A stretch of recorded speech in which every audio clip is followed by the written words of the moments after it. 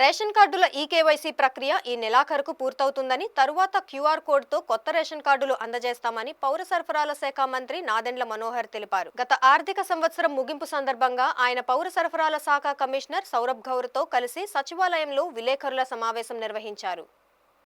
ఈ సందర్భంగా మంత్రి మనోహర్ మాట్లాడుతూ కూటమి ప్రభుత్వం ఇచ్చే రేషన్ కార్డులపై సీఎం ఇతర ఫోటోలేవి ఉండవని స్పష్టం చేశారు. అవుట్ సోర్సింగ్ ఉద్యోగులకు రేషన్ కార్డుల వ్యవహారంపై మంత్రివర్గ సమావేశంలో చర్చించామని, దీనిపై త్వరలో ఓ నిర్ణయం తీసుకుంటామని చెప్పారు. 2023-24 ఖరీఫ్ సీజన్లో గత ప్రభుత్వం 29 లక్షల టన్నుల ధాన్యం సేకరించిందని, తమ హయాంలో 2024-25 ఖరీఫ్ సీజన్లో 5.60 లక్షల మంది రైతుల నుంచి 35.93 లక్షల టన్నుల ధాన్యం సేకరించామని వివరించారు. ధాన్యం అమ్మిన 24 గంటల్లోనే రైతుల ఖాతాల్లో 8,279 కోట్ల రూపాయలు జమ చేశామని, రబీలో 10 లక్షల టన్నుల బియ్యం సేకరణ లక్ష్యంగా నిర్ణయించామని చెప్పారు.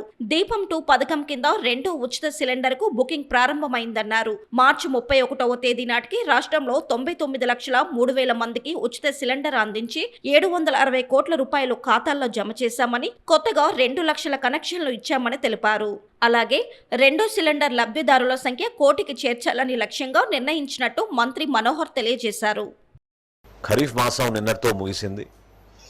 ధాన్యం కొనుగోలు గతంలో ఎప్పుడు లేని విధంగా 35,93,443 మెట్రిక్ టన్నులు ధాన్యం ఖరీఫ్ మాసంలో కొనుగోలు చేశాం. ఇది కేవలం కొనుగోలు చేయడమే కాదు, ఒక కొత్త ఆలోచనతోటి, కొత్త విధానాలతోటి, సంస్కారాలతోటి ఎప్పుడు లేని విధంగా రైతుకు ఒక భరోసా కల్పించి 48 గంటల్లోనే మీ ఖాతాల్లోకి నగదు జమ చేస్తామని మాటిచ్చాం. కానీ వాస్తవంగా 24 గంటల్లోపే 8,279 కోట్ల రూపాయలు మన రైతుల ఖాతాలోకి రాష్ట్ర ప్రభుత్వం నుంచి మేము జమ చేశాం. సంస్కరణలో భాగంగా గతంలో ఎంత దుర్మార్గంగా వాళ్ళకి కావలసిన మిల్లులకి ధాన్యం తోలుకున్నారో, ఏ విధంగా అవినీతి జరిగింది. వాళ్ళు 4,95,000 మంది రైతుల దగ్గర కొనుగోలు చేస్తే ఈ ప్రభుత్వం 5,60,000 మంది రైతుల దగ్గర కొనుగోలు చేశాం. ఈ రోజుకి కొనుగోలు జరుగుతూ ఉంది. రాష్ట్ర ప్రభుత్వం మనం ఈ రేషన్ కార్డ్స్ని రైస్ కార్డ్స్గా మనం కొత్తగా తీసుకొచ్చి మనం చేయబోతున్నాం. గౌరవ ముఖ్యమంత్రి గారికి ఆల్రెడీ మా డిపార్ట్మెంట్ నుంచి మేము సిద్ధం చేసిన కార్డ్స్ చూపించాం. ఈ కొత్త కార్డ్స్ ఇవి ఈ విధంగా క్రెడిట్ కార్డ్ సైజులో ఉంటాయి. ఈ కార్డే ఉంటుంది.